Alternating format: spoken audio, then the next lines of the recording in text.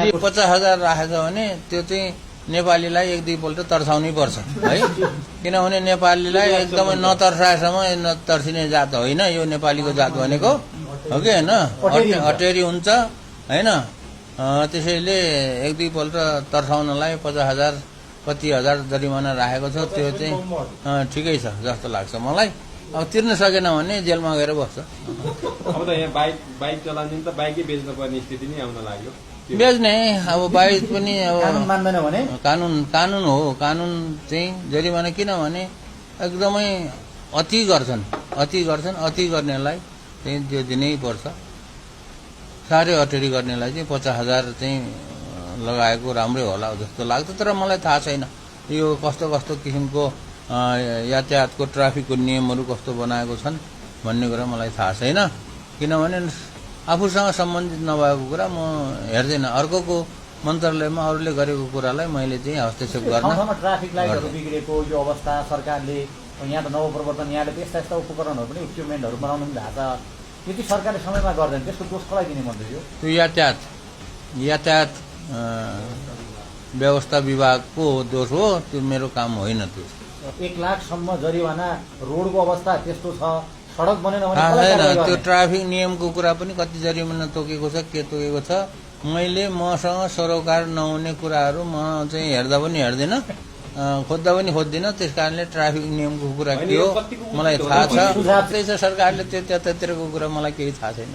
मन्त्रीज्यू चढ्नु भएको छैन सादा बसमा कहिले? सादा बसमा किन नचढ्ने, धेरै चढेको छ। तर अब यो ब्लू बस बनाउनु उचित के मन्त्रीज्यूको सुझाव? थाहा छैन के, थाहा छैन। त्यो महिलाहरूको लागि बनाउने भन्ने कुरा छ। महिलाहरूको लागि बनाएको कुरो राम्रै होला, राम्रै हो होइन। ब्लू बसलाई त विद्युतीय उपकरण विद्युतीय जडान गर्नुपर्ने होला होइन।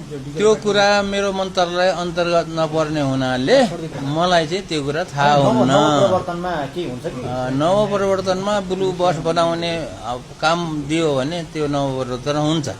तर काम पाइएन भने त्यो काम चाहिँ हाम्रो मन्त्रालय अन्तर्गत पर्दैन। मन्त्रीज्यू पुरुष बुढाबुढीहरू त छुट्टिने भयो नि त। अब महिलाको लागि मात्रै भयो त। बुढाबुढीलाई पनि पाउँछ ल।